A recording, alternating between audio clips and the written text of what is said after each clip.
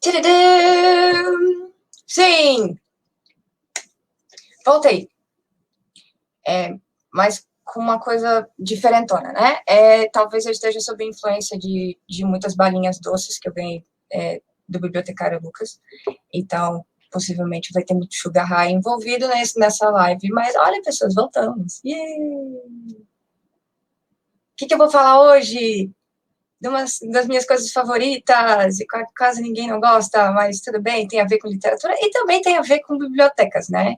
Então, caso você esteja vendo aqui, ó, a epopeia do papo de recreio, né? Então, algumas pessoas já me perguntaram o que raios eu fui fazer na letras, né? Essa foi a minha primeira diplomação. É o primeiro diploma que eu fiz, né? Eu passei um pouco lá na letras, e não, eu não gosto de gramática, eu odeio linguística, tá? A única coisa que eu gosto na linguística é análise do discurso, porque é treta e tiro, porrada e bomba. Mas eu acabei me especializando, né, nesse furdunço chamado literatura comparada, né? Sempre gostei de teoria comparada, né? Teoria de literatura comparada, e principalmente na literatura clássica, né? Então, até porque eu sempre gostei de fanfiction. E quando eu comecei a ler literatura clássica, né, universal, rola muito fanfiction. Tipo, 300 anos antes de Cristo já tinha fanfiction, entende, gente? Nós estamos aqui, vocês não podem negar isso. Então, eu resolvi fazer essa live aqui, que eu já estou aproveitando o gancho, e eu espero ter mais tempo para poder falar sobre isso, né? Então, é isso aí, a epopeia, viu? Do papo de recreio. E eu vou trazer um pouco sobre a literatura clássica e universal, né? Como um dos meus assuntos favoritos, e também emendar com algumas coisas aí que tem a ver dentro das bibliotecas e hábitos de leitura e cultura, nossa cultura ocidental e tudo mais, né? Então, é por onde começou a bagunça toda, né? Quando a gente é criança, a gente decide pegar um livro para ler, às vezes são livros para criança mesmo, ou você pode ser uma criança como eu, e para os livros de referência, que são grossos e que nunca cabem na mochila, então você prefere ler dentro da biblioteca. E eu comecei com um livro de mitologia, né? Não era esse exatamente, era um livro enorme, pesado, e era sobre mitologia grega.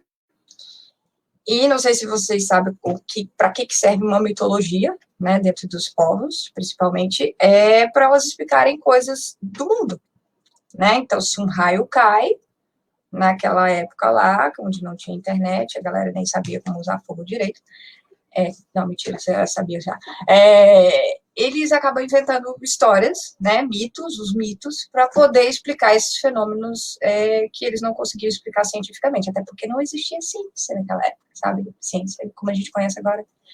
Então, muita coisa, desde fenômenos de natureza, desde explicações também de personalidade de pessoas, sobre também reverberando algumas coisas de, né, preconceito, patriarcado, né, a gente não pode esquecer que a cultura helênica, né, a mitologia grega que inaugurou não, mas tipo, que fez o marketing mais bem feito, minto, Império Romano, mas começou a fazer um marketing muito bom sobre o patriarcado, né? A gente também não pode esquecer que a cultura helênica, né, vinda dos gregos, lá, trocentos séculos antes do cristianismo, ela fundamentou muitas coisas que a gente ainda faz na sociedade, tipo, nosso sistema judiciário é baseado nisso, a nossa Constituição também é meio baseada em alguns ideais daquela época, sistema penal também, a nossa linguagem, né, a gente não fala um português, uma língua portuguesa não é à toa, né, também teve influência lá dos gregos, e boa parte da nossa literatura, né, a fundação da nossa literatura toda, né? Foi por culpa deles. E se a gente pensar em literatura, a gente pode pensar em narrativa, certo? Então, narrativa você acaba influenciando qualquer coisa que tenha histórias no meio, que conte histórias no meio.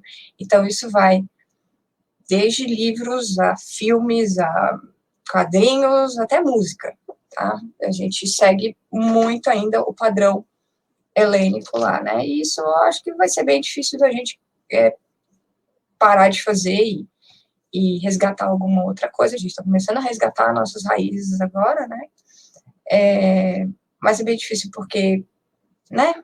500 anos ou mais, né? Se a gente juntar aí a galera de Portugal que ficou pregando isso daí por muito tempo, né? As religiões também são baseadas em coisas helênicas, tá? Então, é sempre bom dar uma olhada no erro lá do começo, lá né, dos primórdios, para ver o que esses padrões se repetem, né? Então, eu era lá uma criança desavisada e eu li essas mitologias, né, li esses mitos aí, achava mó legal, pô, deuses, heróis, e os deuses é meio parecido com a gente, né, meio um bando de arrombado, e os heróis mais ainda, mas aí tinha uma metodologia dos heróis, né, que é a tal da jornada do herói, que a gente segue até hoje em muitas narrativas.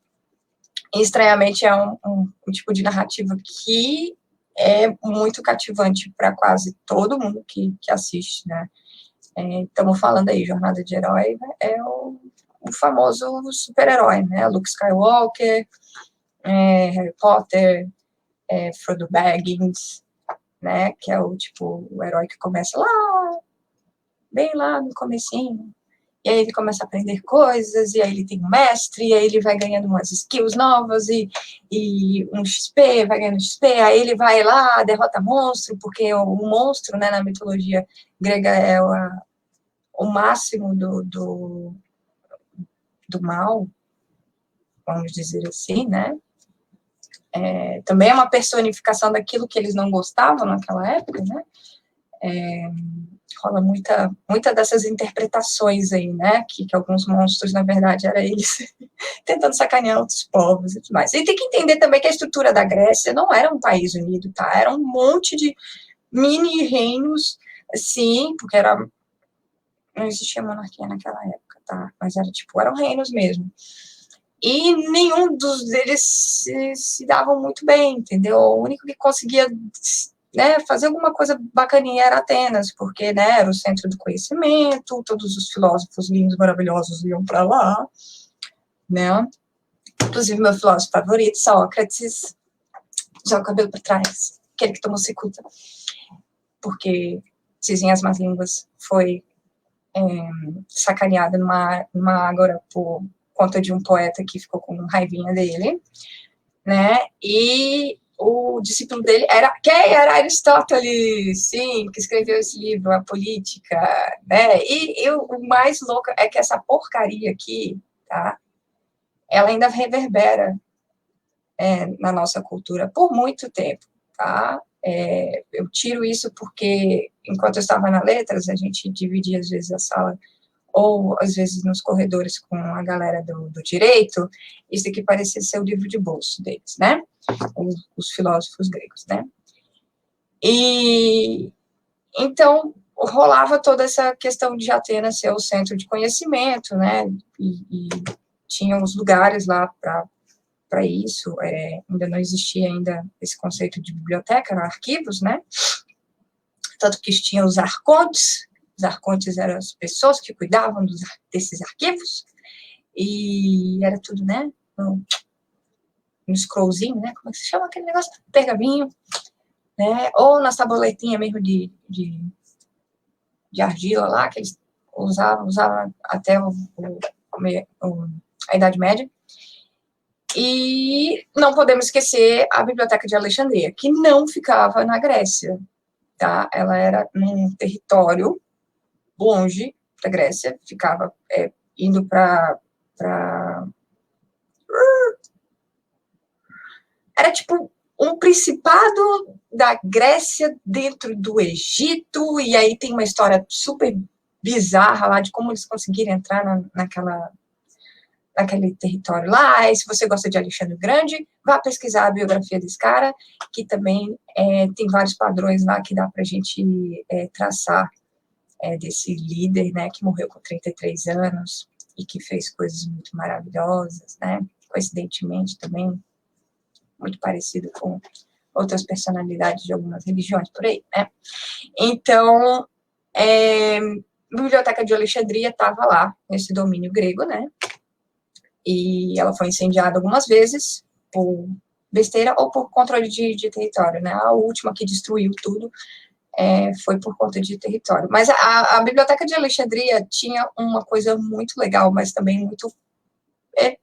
já deu 10 horas? Não sei, não deve ter criança vendo, é muito filha da puta eles. O que eles faziam? Eles cobravam pedágio quando alguém entrava no porto, porque a biblioteca ficava no porto, entendeu? Então, tipo, qualquer barco que chegasse ali, chegava os caras lá todo armado, né, óbvio, e cobrava pedágio, né, além das tarifas que entrava lá, e eles eram obrigados a entregar todos os livros ou todos os manuscritos que estivessem dentro do navio para a galera lá dentro, né, os copistas lá, copiarem os registros e guardarem isso de alguma maneira, né. A Biblioteca de Alexandria também servia de academia para algumas artes, né, ciências exatas, já tinha ali uma precursora das ciências exatas, de artes, de filosofia, principalmente, e eu não lembro do nome do bibliotecário, porque ele não se chamava bibliotecário, mas eu lembro da filha dele, que teve um filme com a Rachel Weisz, a nossa incrível bibliotecária de Evelyn Carter, de Múmia, mas ela fez também esse filme chamado Apatia, né, ou Apatia, Hipatia, anyways, vocês procuram aí.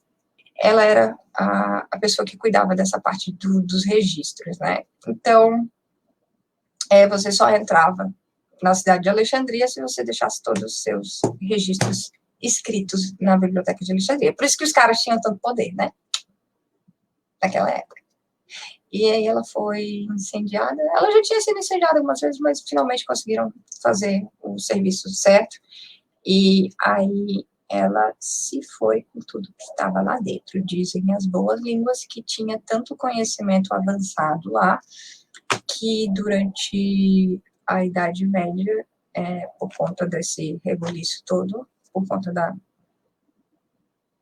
do incêndio, e também toda a cabeça super estruturada da Igreja Católica, né, romana, de desaparecer com documentos e tudo mais, muita coisa foi perdida, inclusive de pensadores que estavam além do seu tempo, né?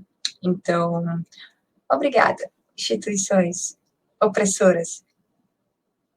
Vocês fazem a gente se atrasar em, sei lá, uns 1000 anos. Muito obrigada. Anyways, mas voltando lá, né? Então, tinha essa galera que escrevia... não era poema, né? Era o Sócrates e o Aristóteles. Tinha essa galera que escrevia filosofia, né? Na real, o Sócrates não escrevia, tá? Ele ia lá para a Ágora, que é a praça lá deles lá, e ele ficava lá falando as coisas dele, bem loucaço. Diziam que ele era meio, né, não era muito bem das ideias, e ele andava descalço, e ele parava a gente na rua, e, oi, você sabe de tal coisa? Vamos conversar sobre tal coisa. Ele era bem assim. Eles consideravam mais como um didáscalos, né, que é um professor, né, alguém que ensina, do que um filósofo em si. Aí quem ficava com a tarefa ruim era o discípulo dele. O Aristóteles aqui tinha que ficar copiando o que o mestre dele falava, né? E tinha outro cara também que fazia... Tinha a galera socrática ali, ó, depois do pós-socrático. Eles que fizeram esse esquema de registrar e colocar, e por isso que sobreviveu até hoje esses escritos, né? Mas voltamos lá à literatura, né?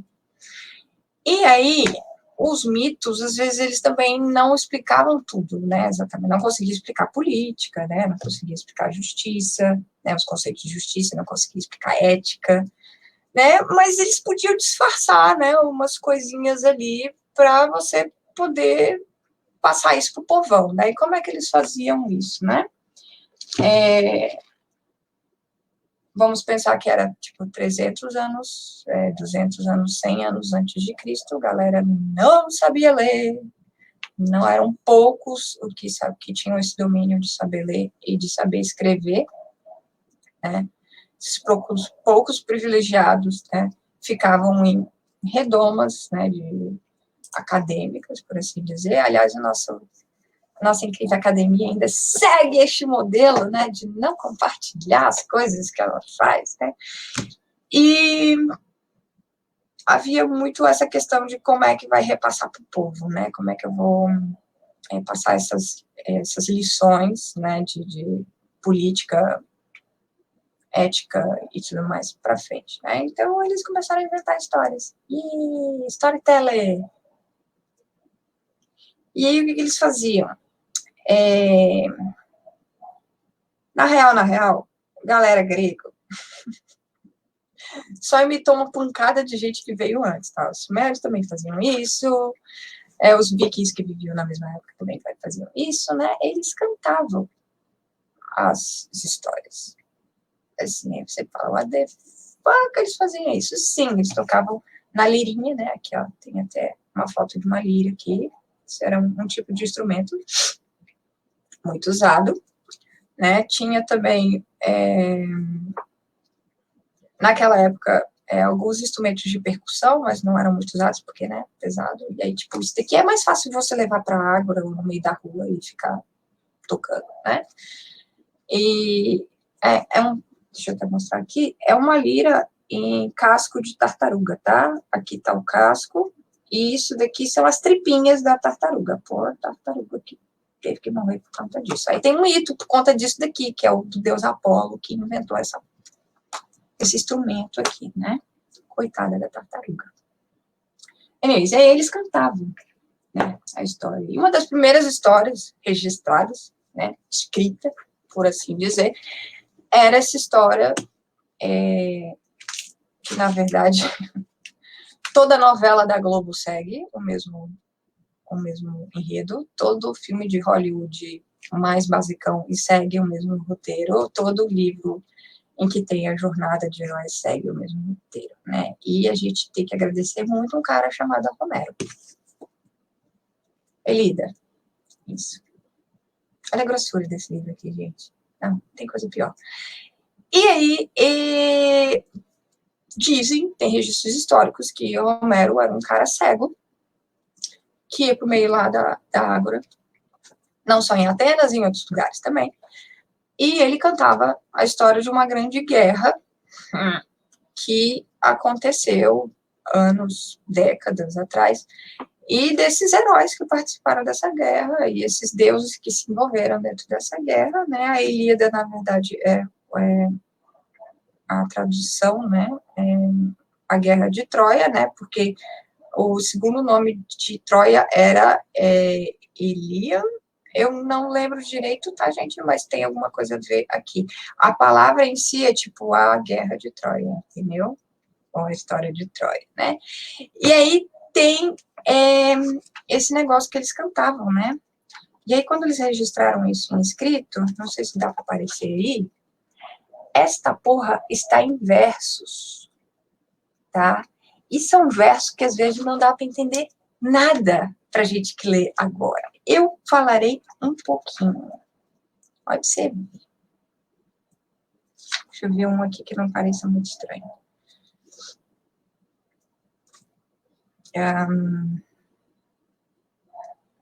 Opa! Beleza, eu cheguei aqui numa parte que estava rolando a briga, né? O enredo da Guerra de Troia foi o seguinte, vocês já devem saber, né?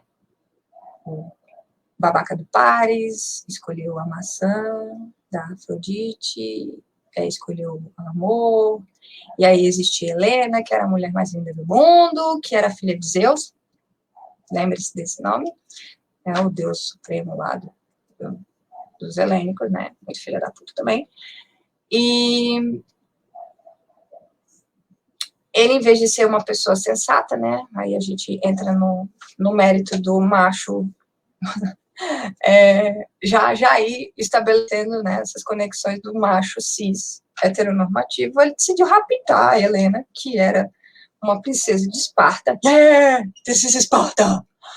E ela era casada com o Menelau, né? O filho, o irmão mais novo de Agamemnon, né? Vou voltar no Agamemnon, porque esse cara é muito importante, ele faz muita merda nesses esquemas aí, né? E aí, olha, se você quiser interpretar como a Ilíada, a guerra de Troia aconteceu por causa desse casalzinho que não deveria acontecer, tudo bem, tranquilo, mas não é por causa disso não, tá? Na real oficial, os deuses estavam de bastidores fazendo um bingo, né, fazendo um bolão, para ver quem é que se matava primeiro, né, se a Grécia ia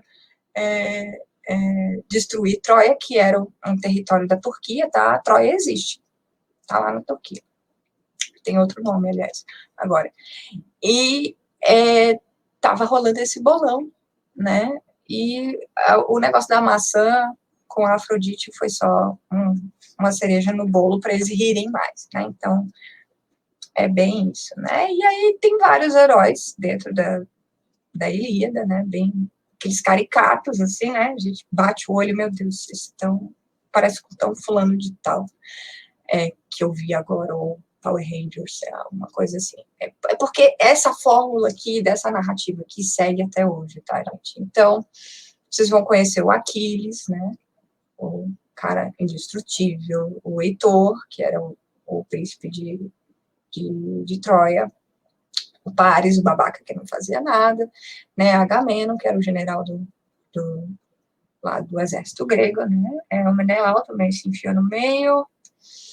Enéas, que diziam que era filho de Afrodite, deu ruim também, e Odisseu, que é o cara mais imitado e mais fanficado em toda a história da literatura mundial, tá? Eu vou chegar na parte do Odisseu, porque é uma coisa incrível. E aí, os caras cantavam isso daqui. Essa edição tem 527 páginas, tá? São 520 não, desculpa. Jesus. 529 páginas com 650 versos. Cada verso tem entre 4 a 6 linhas, né? Decorava isso tudo, velho, para poder cantar para o povo. O mais doido era, como é que você faz isso e ainda mantém uma audiência? Eu tô há 23 minutos aqui falando sobre isso e apenas uma pessoa apareceu. Imagina isso lá na Grécia Antiga, né? Então, eles cantavam isso, e aí eu falo eles porque, tipo, o Homero é que começou os esquemas de começar a fazer essas apresentações, né? E depois outros artistas, né, outros cantores, né, outros liristas, outros musicistas, começaram a contar essa história, né? O que dá para se interpretar nesses esquema aí é que todo mundo era repentista. E aí vocês falando mal da cultura popular, mas na verdade repentista, ó, tá aqui desde da Ilíada, porque eles improvisavam algumas coisas quando esquecia da parte de uma coisa, e às vezes mudava o sentido total da história, né? Então, tem versões da Ilíada que às vezes saem umas coisas meio bizarras, né? Mas ainda bem que registraram, então dá pra gente ter uma noção, né? Aí eu vou só falar um versinho que dá vontade de querer correr para as montanhas, né? Cadê? Ah, Jesus.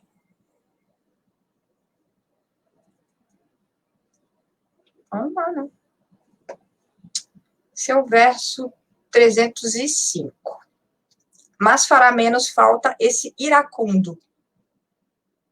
Dicionário, por favor. Se recíproco apoio nos prestamos, segui-me, pois, adarguem-se os melhores, de elmos e piques fúlgidos, marchemos, diante irei, nem cuido nos resista. Quem falou isso foi Heitor. E aí, nesse simples verso, você quer tacar o livro fora, né? E na minha experiência, quando eu fui ler a Ilíada, lá na graduação da Letras, eu sofri a maldição do canto 14, que eu não sei como é que está separado aqui, mas o canto... Ah, não, é o canto 4. O que acontece? Dizem muitas pessoas que leem a Ilíada que se você passar da maldição do canto 4, você consegue ler o resto. Mas eu fiquei quase meio semestre presa, sem poder ler essa porcaria. Eu tinha que ler, né? Porque era matéria e era disciplina e eu adorava. Então, depois que eu li, as portas se abriram e eu gostava de fanfiction na época, eu ainda gosto, e aí eu falei, oh my god, isso daqui é total material para fanfiction. E aí eu fui ver o que fizeram de fanfiction, né? Na cronologia da Ilíada, os caras ficaram 10 anos do lado de fora de Troia, tentando destruir Troia. Ficaram mais 10 anos batalhando, né? Pra poder sair na porrada lá, né? Por honra, por amor, não sei, velho. Só sei que eles conseguiram destruir a porcaria da cidade do jeito mais covarde possível, com a ideia de um outro macho cis muito chato e muito chamado Odisseu. Ai, Jesus, não tá aparecendo. Tá aqui. Esse livro aqui, ó, a Odisseia, é tipo a história do Odisseu, entendeu? E é do Homero também, né? Aí tá aqui o barquinho dele. Aliás, eu vou até botar uma coisa bem legal aqui para vocês sentirem como é que era os esquemas, né? Ah, aqui tá a Ilíada. Esse é o Aquiles! Lindão, que era indestrutível, mas aí eles só tinham o tendão dele como ponto fraco, e olha a sacanagem que ele fez aqui, gente. Peraí. Ui. Este corpo aqui estendido no chão é o Heitor. E por que o Aquiles fez isso? Essa é a parte que eu gosto de contar.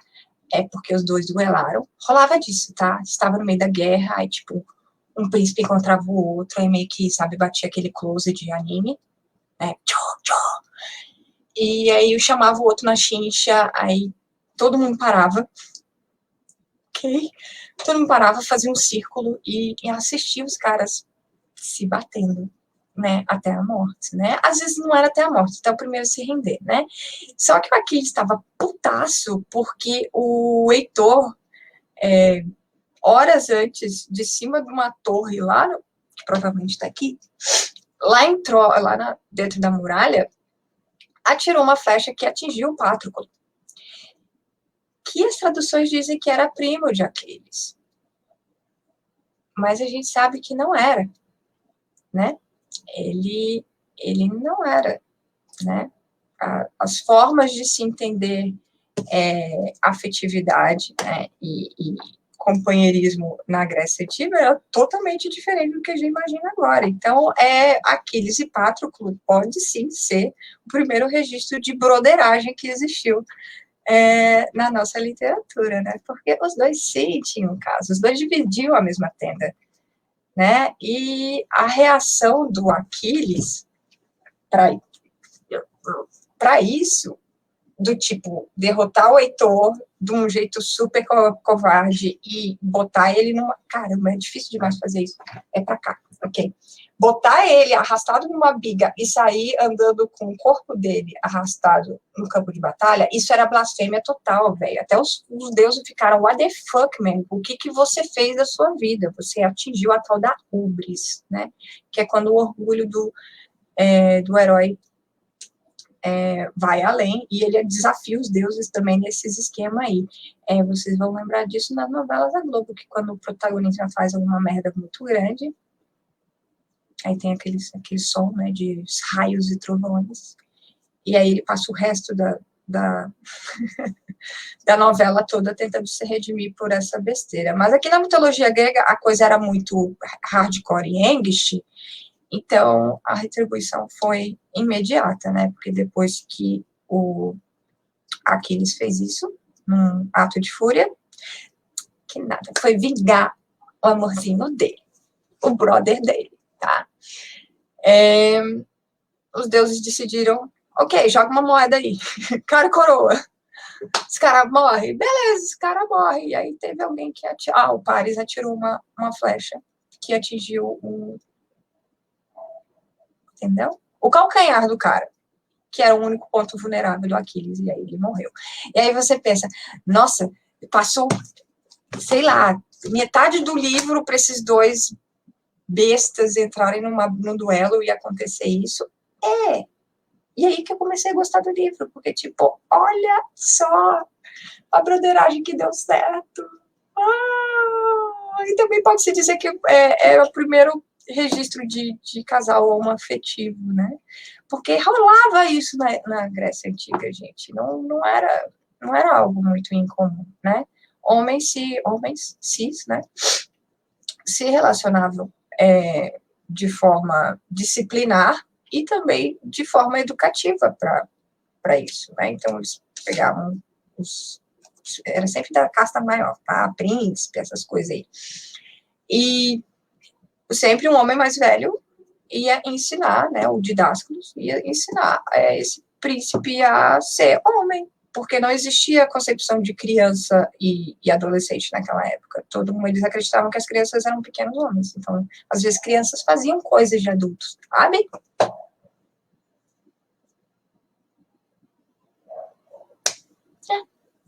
E aí dá para explicar muitas coisas que acontecem agora, né? E aí rolava isso, até a educação sexual eles repassavam para esses príncipes e tudo mais, né? E a história daqueles é interessante porque a mãe dele, que é uma ninfa da água, a Tétis, ela ficou morrendo de medo dele. Ela, tipo, teve uma premonição de que o filho ia se dar muito mal algum dia, e aí ela escondeu ele num gineceu. Gineceu, que não é só uma parte da planta não, da flor, parte feminina, né? Gineceu, ginecologia, ginecologista. Olha só. Ai, que as coisas, né? Era como se fosse um ginásio para mulheres, né? E o Aquiles lá, disfarçado de mulher, durante anos, tá? Não foi só 2 anos ou 3, não. Ele ficou desde criança até, a idade pequena, até a adultice dele entre mulheres. Então, e ele se vestia como mulher e ele tinha um nome de mulher. Então, eu posso afirmar também que se a gente quer um exemplo de pessoa trans, ok, o Aquiles também pode ser um dos primeiros exemplos de pessoas trans, né? Se você vê a criação dele, e que ele não queria sair do gineceu de jeito nenhum, porque ele já estava acostumado a viver lá, e ele tinha todo tem uma parte bem lá no começo do livro que fala que ele tinha muito amor ao gineceu, e ele gostava de ficar lá, ele gostava das coisas que ele aprendia, coisas de mulheres. Ele mesmo sendo um homem cis, né? Pelo menos é isso que a literatura fala, né? Então, dá pra gente tirar várias margens de coisas aí, né? Então, tá aí essa história do Aquiles, gente. O cara foi uma mulher cis até o chato do Odisseu aparecer lá no gineceu e levar ele para a bendita da guerra, né? Então tá. Os gregos ganharam, destruíram tudo, literalmente tudo, tá? Eles destruíram Troia com aquele cavalo de Troia lá, que foi a ideia desse babaca aqui, do Odisseu. E o que rolou? Quando eles foram dividir os espólios, os deuses não gostaram, nem um pouco. Cadê você? Tá aqui. E aí eles fizeram um outro bolão, acontecia direto, tá? Eles fizeram um outro bolão e os deuses que estavam a favor dos troianos ganharam. Não é para fazer sentido, tá, gente? Não é. É uma lógica que não dá para entender o que tá acontecendo. É uma história, né? E aí, o que eles decidiram? Eles ganharam, destruíram tudo, mataram muita gente, né? Porque o costume dos gregos era seis sobreviventes, né? Você matava os homens, você escravizava as mulheres e também matava as crianças. Tá, não tem problema, sabe? E roubava tudo, literalmente tudo das coisas, né? E você levava de volta para sua cidade-estado, né? E muita gente se ferrou nessa, né? Então, se os gregos perderam lá no bolão com os deuses, eles decidiram fazer uma vingança muito interessante com cada um dos heróis que estava lá nos esquemas, né? O Odisseu, esse babaca mora aqui, que é copiado o tempo todo por muitas narrativas que a gente assiste, vê, consome e tudo mais, ele passou 10 anos para poder voltar para casa. 10 anos. E aí você vai ver no Google Maps aonde era a cidade dele, Ítaca, e onde era a Guerra de Troia, não demora nem 3 horas de carro, tá? A pé, sei lá, menos de um dia. O cara demorou 10 anos. E isso aconteceu com os outros heróis que estavam lá. O Aquiles se fudeu, né? Porque levou a flechada e morreu. Né? O Paris teve que devolver a Helena para o Menelau, que era o príncipe de Esparta, naquela época. Não sei se ele virou rei. Sabe qual é o nome da filha que os dois tiveram depois desse rolo todo? Hermione. Referência, né, gente? Faz tudo de bem nessa vida, né? E aí teve vários outros, eu vou acabar contando a história dele. Mas a Odisseia é um saco, tá? Porque o cara passou 10 anos para voltar num percurso que é 5 horas a pé, sei lá, 6 horas a pé. Depois eu vou ver isso direito. Mas é muito engraçado. Né? Teve gente que fez esse percurso for reals e não demora tanto, né? E porque ele tinha o grande, incrível, né, coração de ouro, este herói tão inteligente que sacaneou com o cavalo de Troia, né, e ficou com os espólios mais intensos, né, e porque ele tinha uma mulher chamada Penélope, que estava lá, né, em Ítaca, há mais de 20 anos esperando ele voltar, e rolava de um negócio de que, tipo, se o teu marido fosse para a guerra e não voltasse com muito tempo, outros príncipes poderiam reclamar aquele reino, né? E foi isso que aconteceu lá em Ítaca, né? Ninguém achava que o tio Odisseu ia voltar, então os príncipes meio que começaram a cortejar a tal da Penélope, mas ela foi mais esperta. E aí, o que ela falava para os príncipes? Olha, galera, assim, seguinte, vocês vai curtir esse funk, tá? Aqui todo dia tinha party, rave. E aí eu decido com quem eu vou casar quando eu terminar essa tapeçaria que eu tô fazendo, tá? Mas ela é muito espertinha, o que ela fazia? Toda noite, depois das raves, e todo mundo bebaço e como alcoólico, ela ia lá e destruía, né? Destruía não, tipo, desfiava a tapeçaria que ela estava fazendo, né? Era uma tapeçaria enorme e tudo mais. É engraçado isso, né? Porque, a mulher teve que aguentar por 20 anos esse abuso, né? Do bando de macho cis. E no final do livro ela não leva crédito nenhum. Na verdade, o Odisseu meio que sacaneia com ela também. Essa imagem é clássica, que é um dos primeiros problemas que o Odisseu encontra no meio do caminho, né? Isso aqui é uma sereia, tá, gente? Não, as sereias não são com barbatana e tipo Ariel, sabe? Não, elas são assim, né? Na mitologia grega, elas têm asas e têm cabeça de mulher. E elas gritam tão alto, mas tão alto que faz você enlouquecer. E aí, o que aconteceu? O barquinho lá do Odisseu estava lá em algum lugar, e aí ele, olha, elas estão lá. Eu sou super inteligente, né? Eu sou homem, eu sou cis, então eu uso a minha massa cinzenta, né? Seguinte, galera, vocês tapam aí os ouvidos com cera, se esconde aí no deck embaixo, e eu vou ficar aqui em cima para atrair elas, tá? Porque eu sou fodão. Aí ele se prendeu no mastro com a cera de ouvido. E essa cena de se prender no mastro é repetida em Drácula de Bram Stoker. Referência, gente, referências. né? E aí eles passam, aí depois ele não sei, ele enfrenta tanta gente, sabe? É Ciclope, é bruxa, a Circe, e é estranho que ele passou muito tempo lá na ilha da Circe, que era uma bruxa linda, maravilhosa, né? Ai, que estranho. Ai, que tormento. Oh. Quer dizer, ele era um filho da puta maior e ficou lá 10 anos para voltar para casa. Nessa daí, chegou lá, ainda a Penélope, a mulher dele que tinha tentado aguentar os esquemas tudo, ainda foi repreendida, pipipi, popopó. Aí a gente chega à fanfiction mais foda que fizeram de Odisseia.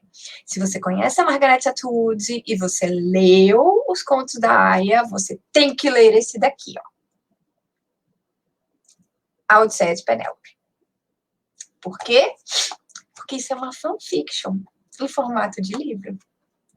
Ela vai cantar, literalmente, porque tem umas coisas com versos aqui, tá? Contar a história da Odisseia, mas no ponto de vista da Penélope. Então, tipo, todos os monstros incríveis, e olha, horripilantes, não sei o que, ela vai construir tudo. Tipo, ele encontrou lá com um ciclope chamado Polifemo, pipipipopó. Não, era um taberneiro caolho, que ele não conseguiu pagar a conta e teve que brigar com ele. Então, é estupendo. Essa foi a minha introdução ao feminismo, tá?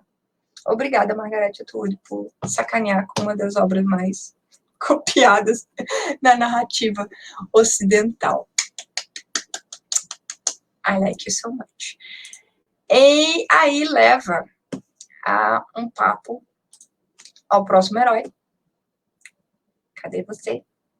Eu não peguei, mas vamos ficar no mesmo lugar, então. O próximo herói é o Enéas, que não é aquele da Prono, tá?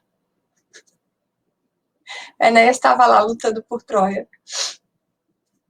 Eneida, história de Enéas, que nem Ilíada, história de Troia. Viu? Ai, que legal, adoro a etimologia.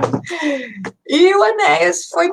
Ele não consegue, na cavalice, ser tão babaca quanto o Odisseu, mas ele também demorou 10 anos para chegar em casa. Tá vendo aí os fanfiqueiros? Pegando a mesma partícula e usando, né? E ele era conhecido como filho de Aquiles, né? Ele era um semideus. E aí ele não tinha nada que fazer, pelo jeito, né? Ele acabou parando em Cartagenha, que era uma colônia da Grécia, no Egito. Cartagenha fica um pouquinho acima de Marrocos. Ainda existe, ainda está lá. O país é lindo, tem várias coisas daquela época, junto com cultura helênica e cultura africana no meio. E o Enéas, em vez de ser um herói íntegro herói íntegro, tipo, what? O cara era cis, era macho, era heteronormativo, era um babaca, amor. Ele fez a rainha Daido, né, ou Dido, se apaixonar por ele loucamente, né, filho de Afrodite.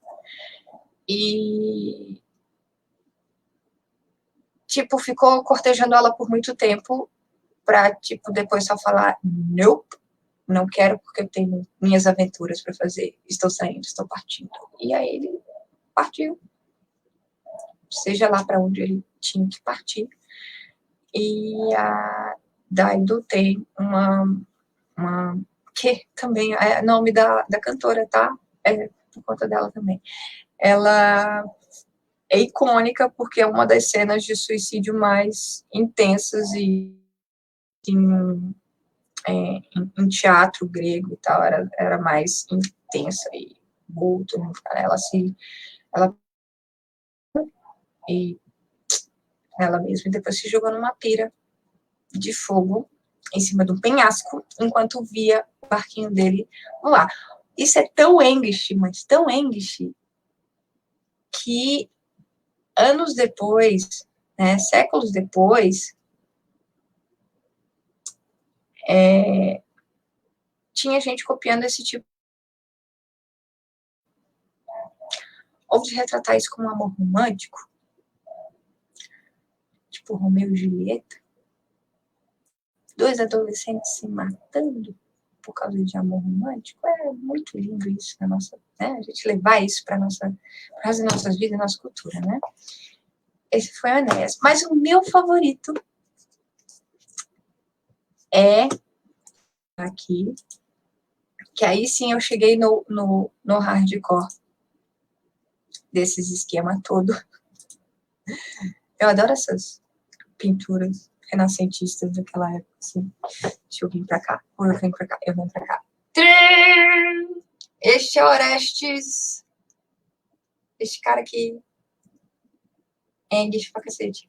Essas são as Fúrias. Não sei se vocês conhecem ela pelos mitos, mas as Fúrias eram criaturas que viviam no Hades, né? Que não é um inferno, tá, gente? Era o lugar para onde era o mundo dos mortos, era para onde você morria, você ia para lá, e aí você ia ser julgado e tudo, mas não era inferno. O inferno era outro canto chamado Tártaro. Super lindo.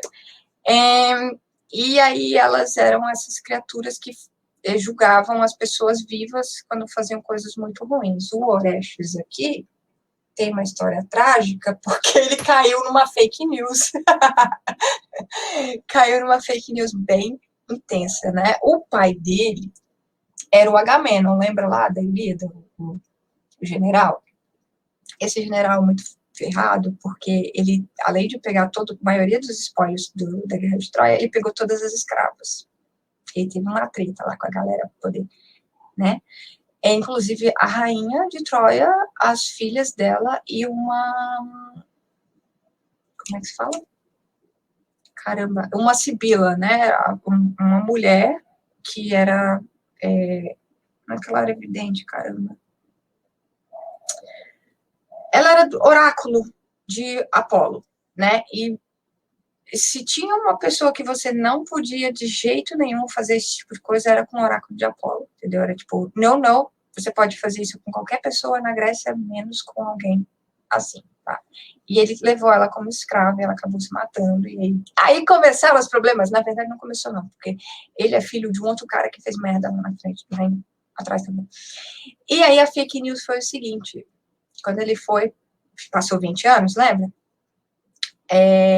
Ele, para conseguir ir para Troia, ele pediu para um oráculo poder revelar para ele o que ele tinha que fazer para os barcos, né, dos gregos poderem navegar em mar tranquilo, pipipi, popopó, né, tipo assistente de navegação com o oráculo, né, e aí o oráculo, não sei se foi naquele bingo dos deuses, né, meio que deu um ultimato, você tem que sacrificar a sua filha primogênita, e ele, what? E a filha dele chamava Efigênia, né? Ela era uma criança ainda. E ele não pensou 2 vezes, ele sacrificou a filha dele para poder ver os barquinhos andando. Só que ele esqueceu de avisar a mulher dele, a Clitemnestra. E os filhos menores, né, que era o Orestes aqui, e a Electra, vocês da psicologia vão saber do que eu estou falando. O complexo de Electra, gente, é o oposto do complexo de Édipo. E você tem fixação pelo seu pai.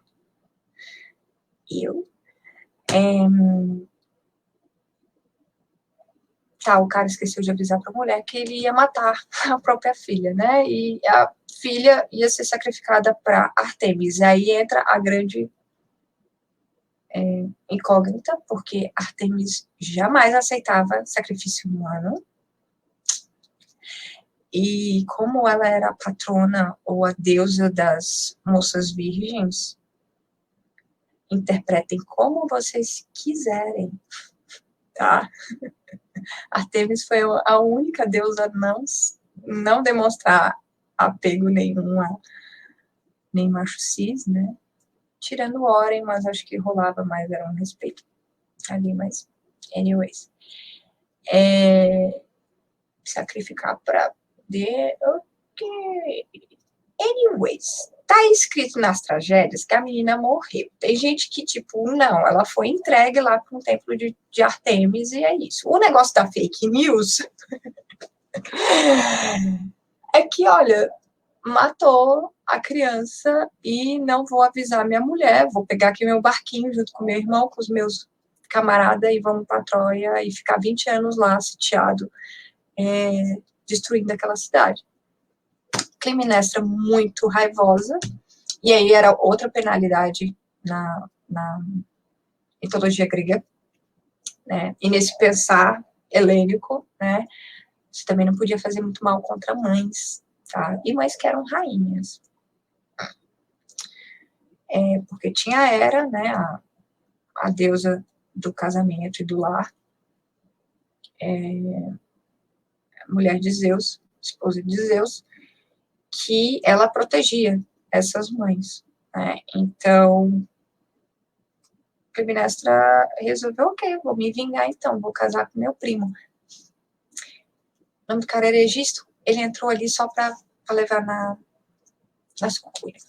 Enquanto o cara tava lá há 20 anos, sitiando lá outra cidade, e Clitemnestra e Egisto conseguiram levar de novo a cidade lá do Agamenon bem de boas, sabe? Disseram que foi um reino próspero e tarará. Só o pessoal que achou meio estranho, peraí, teu marido tá na guerra e tu tá deitando com teu primo? Gregos, gente. Não acontecia essas coisas, né? E aí, a filha mais nova, Electra, resolveu não que se vingar, mas espalhar fake news de que a mãe é que tinha causado aquilo tudo, pipipipopopó. E aí, quando a Agamenon voltou com aquela galera, aquela mulherada toda escrava, de alto garbo, era a rainha de Troia, era uma senhora, mas é que era muito conhecida. E aquela oráculo lá de Delfos, lá, a Clitemnestra, what the fuck is this, man? Você foi comprar cigarro em Troia há 20 anos, volta agora, ainda volta com isso, e ainda quer que eu suporte isso daí. Você ainda matou minha filha, não me falou. Aí ela vai lá e mata o Agamenon. Aí é muito bonitinha a cena, porque é teatro grego, né? E tem que rolar outras coisas, dramalhão, eu adoro isso. E isso tá aí no teatro ainda, tá muito ainda nas novelas, tá muito ainda nas coisas, porque é English total, gente. Assim, ó, que coisa horrível! Ela dá uma facada nele. E aí, tipo, ele não morre, né? Porque ele é grande. Porra, lindo, maravilhoso. Ui! O Egisto vai lá e dá outra. Aí ela, tipo, vai outra aí, tipo, aí eu como muito sangue, muita coisa, como é que a gente vai esconder o corpo? Olha, tem um tapete aqui, vamos jogar o cara no tapete, enrolar e jogar, defenestrar, né? Jogar por janela fora e cair no mar e tudo mais. Então, mais outra penalidade aí, né? Quando você morria na antiga Grécia, se você era de uma casta muito alta, você, independente do que fosse, o quão babaca você fosse, você merecia ter um funeral respeitado. E isso que ela fez foi exatamente o contrário. Tipo, nem deu chance pra ele, né? E jogou ele pela janela. E aí começou a fake news, porque a Electra disse que viu o assassínio, e aí ficou infernizando o irmão mais velho dela, do meio, né? O Orestes, coitado. O filho do meio sempre leva as porradas, né? A se vingar. Só que o Orestes, coitado, ele tava em outra vibe. Ele nem morava no palácio. Desde criança ele estava em outros cantos, sabe? Vivendo com camponeses. É uma história muito louca, muito trágica, aquelas coisas. Tipo...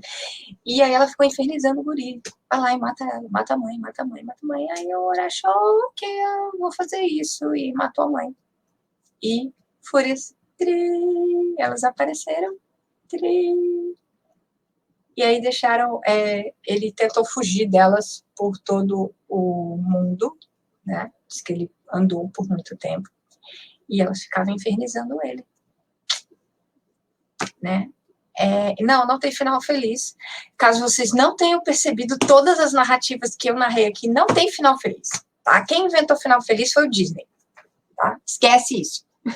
Amor mata, amor romântico é ruim, não sacrifique seus filhos para deuses, é tudo nesses esquemas aí, né? E aí eu gostei muito dessa vertente da tragédia grega, porque é o suprassumo da soap opera, sabe? Novela mexicana total. E eles escreveram muita coisa sobre, né? Então tem, tipo, dois caras, que é o Sófocles e o Ésquilo, não Esquilo. E os dois meio que gladiavam um com o outro. Ok, eu vou escrever sobre lá o Orestes, que é do Esquilo. Aí o Sófocles, vou escrever sobre o que estava passando na cabeça da Electra, beleza? Aqui é a mesma coisa, vou escrever sobre o que aconteceu no mesmo tempo, no mesmo dia, com as escravas lá de Troia, beleza? Aí o Esquilo ia lá, eu vou fazer uma peça melhor, quer ver? Eu vou fazer isso, eu vou botar um coro de fundo, porque rolava umas coisas muito legais no teatro grego, tá? Que os caras não tinham tecnologia, né? Então, eles botavam um coro de pessoas atrás, sempre mulheres cantando, e elas eram as pessoas que faziam a narrativa, e os atores só ensinavam, não tinha microfone, então eles não podiam falar as falas dele, entendeu? Era tudo na canta da cantoria, lembra lá da lira, né? E eles usavam aquelas máscaras, né? Eu já tinha falado em algum outro lugar, mas era o seguinte, eram as máscaras de teatro, eram feitas de cerâmica ou material muito duro, às vezes de madeira e tal, e às vezes eles tinha tipo, um personagem aqui e outro personagem aqui atrás, aí eles só viravam e transformavam e tal. Era pouca gente também, então, às vezes, uma pessoa só interpretava vários papéis e tal. E aí tinha o protagonista, né, que é proto, aquele que vem na frente, e o antagonista, que vem próximo, logo, né, e aí a nossa incrível educação cristão judaico, né, colocou isso numa binaridade bizarra, e obrigada, Maquiavel, por também trazer isso, de bem e mal. Então, toda vez que a gente fala sobre protagonista e antagonista, a gente já pensa em alguns arquétipos, né? O protagonista vai ser o herói, né? E o antagonista vai ser o vilão, que vai estragar tudo, que provavelmente vai morrer, enlouquecer.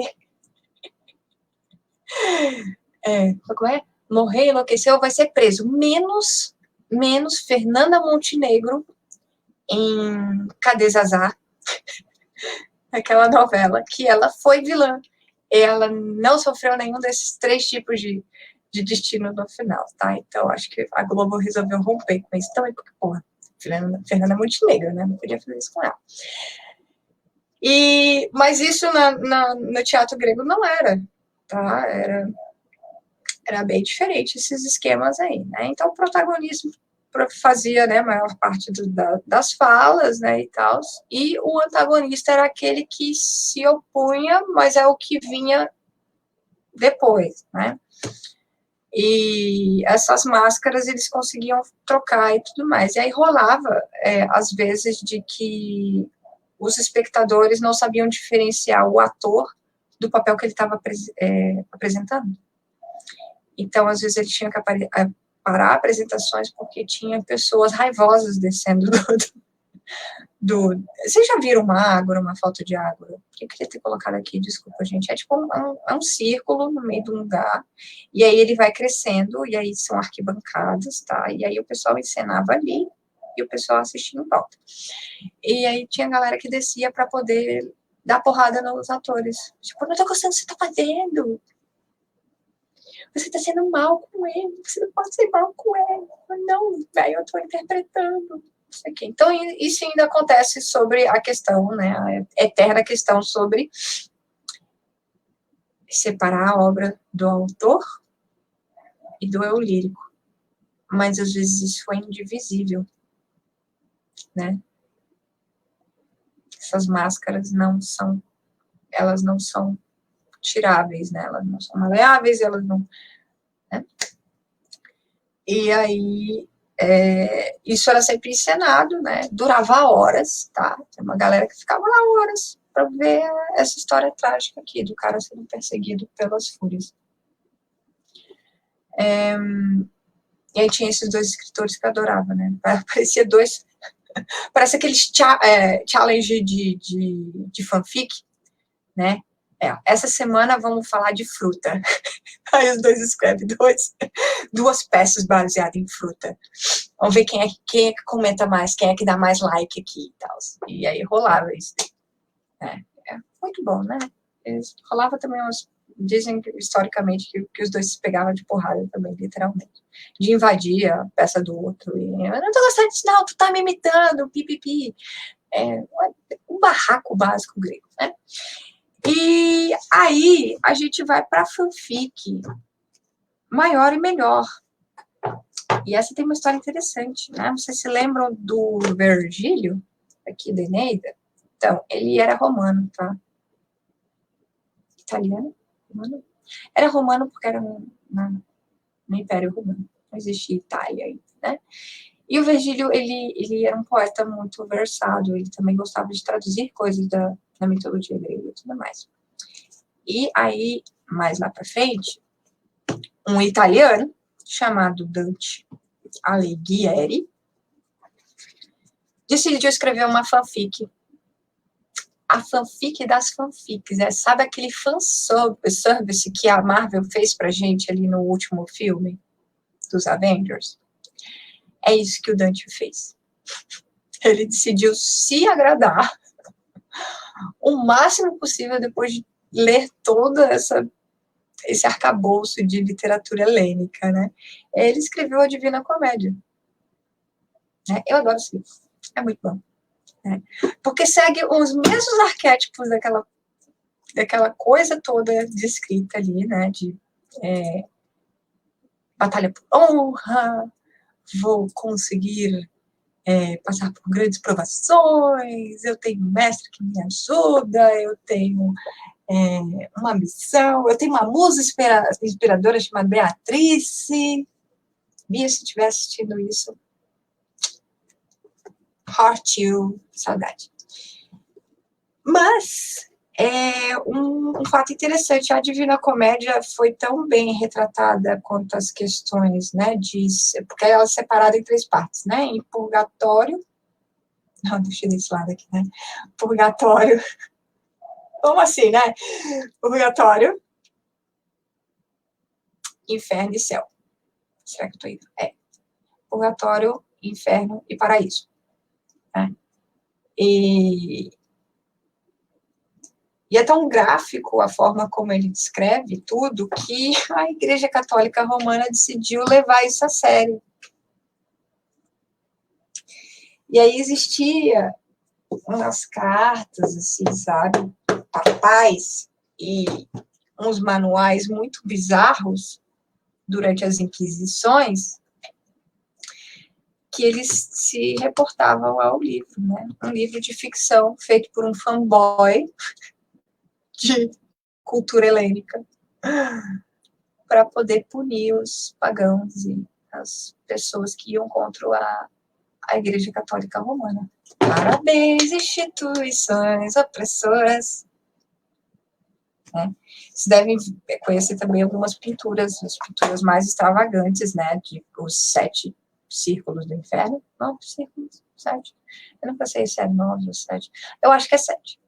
Tá? Eu não lembro, gente. É muita informação para uma cabeça só.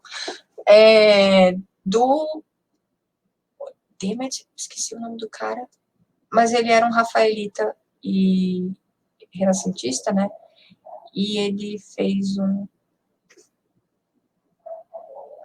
quadro enorme retratando todas essas camadas aí do inferno, né? A igreja resolveu também pegar esse desenho, tipo, é aqui que você vai, caso você for avarento, caso você for muito saidinho nas coisas, se você ficar de espaguete com as pessoas, né?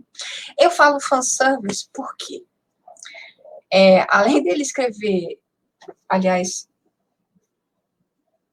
é ele aqui, tá? Este é Dante Alighieri. É o cara que escreveu o livro. Ele se auto-escreveu no livro. Tá? Se isso não é self-insert em fanfiction, eu não sei o que é. Né? Olha só, que narizinho fofucho. Ai, peraí. E esse cara aqui do meu lado, lindão, maravilhoso, é o Virgílio. E aí, o que ocorre? A aventura linda, maravilhosa da Divina Comédia é esses dois aqui andando pelos purgatório, o inferno e o paraíso juntinhos, trocando várias confidências, né? Várias coisas muito lindas sobre humanidade, filosofia, religião, né? A desculpa mora que este cara aqui tá atrás da Beatriz, mas ele sabe que ela morreu e ela foi para o paraíso. Esse cara não morreu no livro, tá? Ele só tá lá andando nos esquemas para poder achar a Beatriz. Então, assim, essa é a pior desculpa esfarrapada para você dizer, querido Dante, que na verdade você queria pegar o Virgílio. Tá? Que era pagão. E todo pagão ia ficar no purgatório. Tanto que lá no começo do livro ele encontra o Sócrates. Puta falta de sacanagem. Como ele não recebeu o batismo de Nosso Senhor Jesus Cristo, ele vai ficar para sempre no purgatório. E nunca vai atingir os céus, né?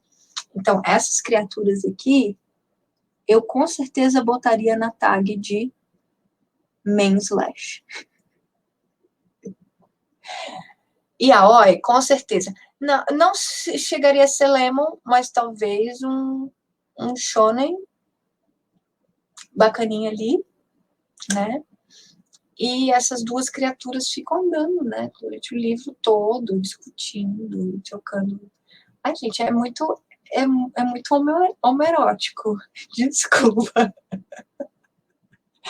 É demais. Dois bro ali, sabe? Se apoiando, super lindo, maravilhoso. E esse cara aqui, ó o Virgílio, o Dante, ele só falta agitar pompons por Virgílio, tá? Porque qualquer coisa que o Virgílio abre a boca, ele... Ai, meu Deus, é linda, maravilhosa, maravilhosa. Apareceu como... Estou tendo um ataque de fã com coisas, né? Então, olha pra vocês verem. Esse trem aqui veio desse tanto de trem aqui. Tá? E eu fiz essa live de 1 hora para poder explicar para vocês o quanto isso está ainda em narrativas. Tá demais, velho. Tá demais. Até em música. Se você pegar uma música sertaneja e pegar a letra, você vai conseguir ver um enredo de tragédia grega ali no meio. Tá? E tem vários. Né? Tipo, trilogia tebana do Édipo lá, o cara que matou o pai e comeu a mãe. Não literalmente, tá, gente? Tá lá. Desilusão amorosa, várias coisas. Se eu guardo, eu não sou vagabundo, não sou delinquente, sou um cara carente, dorme na praça pensando nela. Tá tudo lá na literatura grega clássica, tá? Nada disso foi inventado agora. Eles só estão repetindo os padrões, de algum jeito mais ajeitadinho. Deixa eu ver se eu tenho mais alguma coisa para... alguma outra coisa para ficar de fundo aqui, né? Ai, eu adoro essa foto, muito linda. Né? Um dos mitos, tá? Esse quadro é de Evelyn de Morgan. Ela é uma rafaelita também, mais moderna. Já morreu, né? Uma senhorinha, na época quando ela começou a desenhar. Este é o sono. E this guy é a noite. Então, a noite que traz o véu. Olha só. E o sono que vai despejando as florzinhas para todo mundo dormir. Não confundir sono com Morfeu, porque Morfeu era o deus dos sonhos. Esse cara é a personificação da coisa em si, tá? Do sono. Rolava umas coisas dessas também, tá, gente? Era a personificação da coisa e o deus correspondente daquilo, né? Então, são coisas que ainda a gente está repetindo ad nauseam, né? Uma das coisas que eu acho interessante é que desvalidam demais essas questões de literatura infanto-juvenil ou fanfiction mesmo, dizendo que não é literatura de verdade, mas... Hello! A gente começou assim. E também tem outro apontamento que eu gosto também de fazer, é para a gente poder entender como a nossa sociedade se estrutura, como sociedade, que tipo de narrativa a gente tinha, né, que foi a fundação, tanto que dizem que isso daqui, essa coisa aqui, Ilíada, foi o primeiro livro, essa é a literatura de fundação da sociedade ocidental. Então, isso significa muita coisa. Que, tipo, as coisas de uma guerra de 10 anos aqui, com muita sacanagem acontecendo, e broderagem também. Adoro. Isso é um retrato, pode ser um tipo de retrato espelhando a nossa sociedade, as formas de domínio, de poder, de julgamento divino, de destino e tudo mais. Religião, tá aqui nessa porcaria de 531 páginas, né? Então, é um saco ler? É. Não vou dizer que eu gostei, eu não gostei. Mas para mim foi interessante ter esse contato lá na graduação da Letras, porque me fez entender muitas das narrativas em que eu não concordava e que eu consumia, porque, né, tá aí, né? Mas eu não entendia como elas se estabeleciam, né? Como é que elas passavam tão batidas para as pessoas, né? Por que as pessoas gostam tanto de uma novela da Globo, da Record e tudo mais, né? Se os enredos são quase os mesmos, né? Se os conflitos são quase os mesmos, se a jornada do protagonista é quase o mesmo, né? Por que alguns livros são mais valorizados do que outros, né? Vamos lá. E aí eu vou pegar um exemplo ótimo, que é 50 Tons de Cinza, que era uma fanfiction de Crepúsculo, mas tem lá a porcaria da jornada do herói também, né?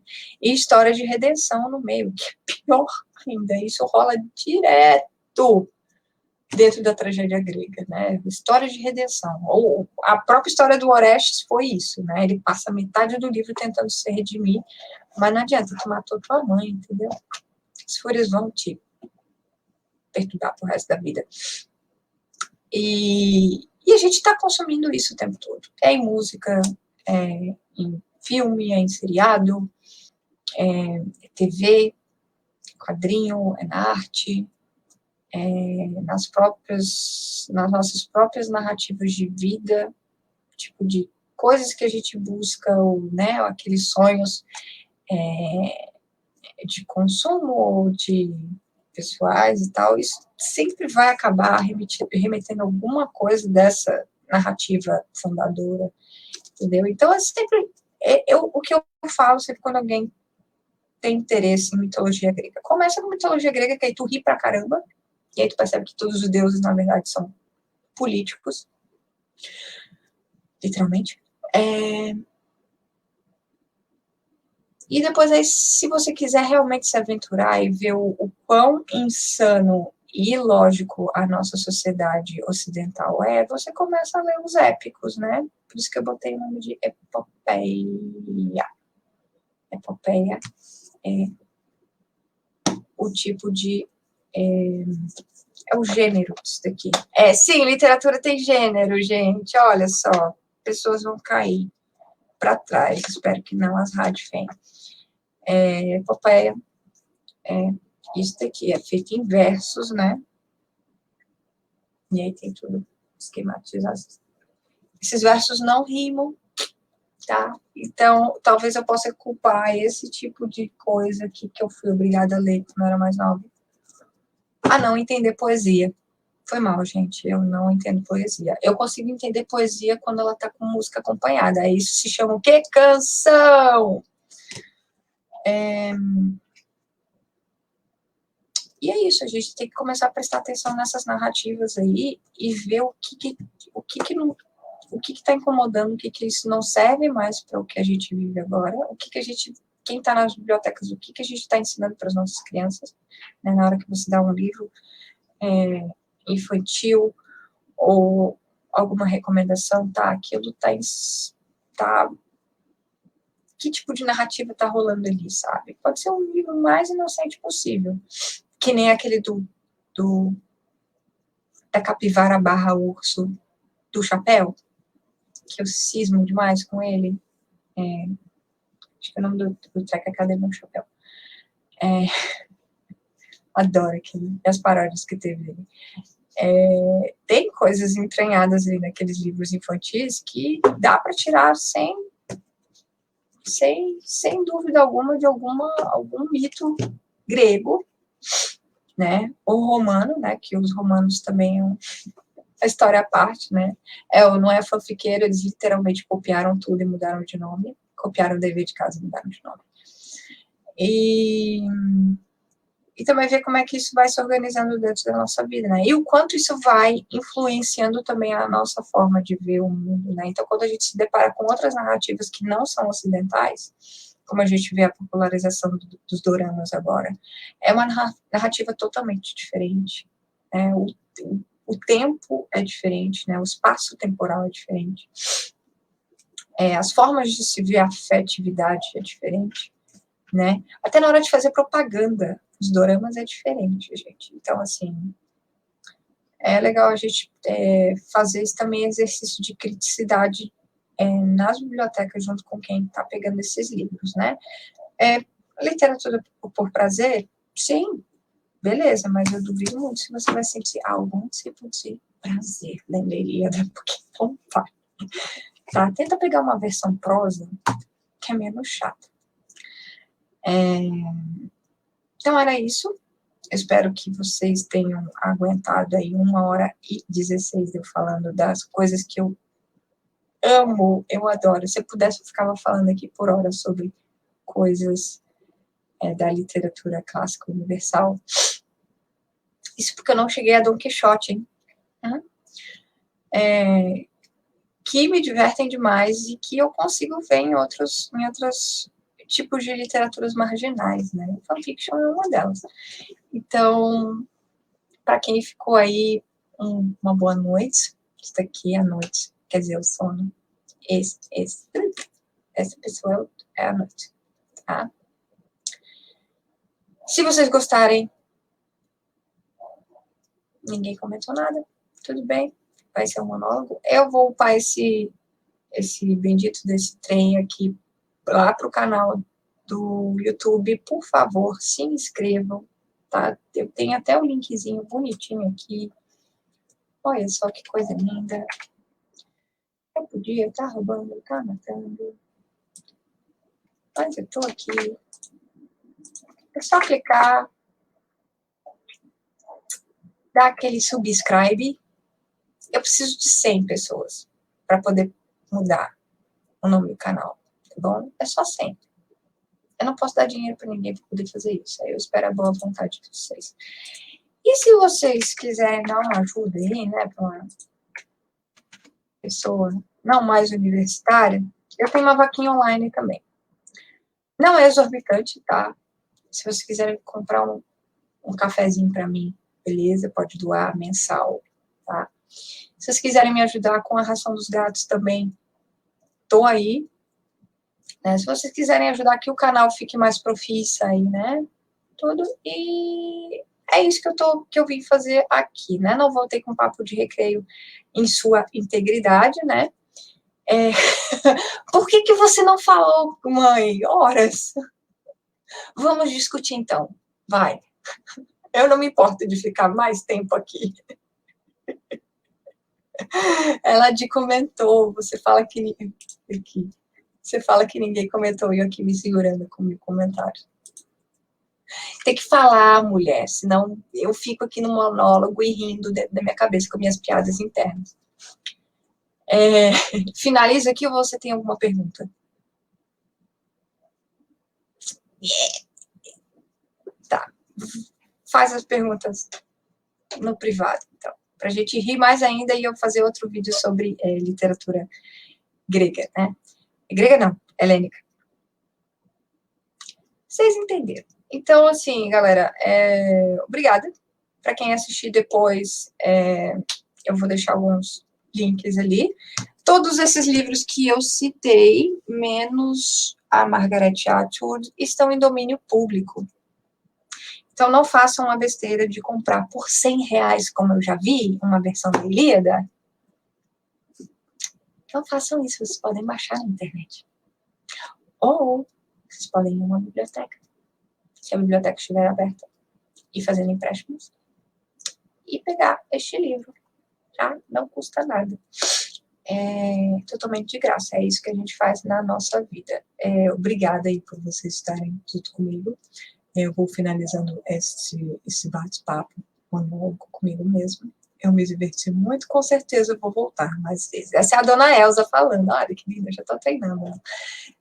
Vou voltar mais vezes com esse papo, porque foi mal, é o que eu gosto de conversar. Eu odeio linguística, eu odeio gramática, eu odeio ortografia. Vocês acham que eu fiz letras para isso? Não, queridos. Eu não fiz letras para isso. Eu fiz para ficar analisando fanfiction de grego. Um diploma bem merecido, tá? Obrigada. Porque agora eu tenho repertório para fazer essas coisas e me senti muito bem. Né? Um beijo no coração. E até em breve.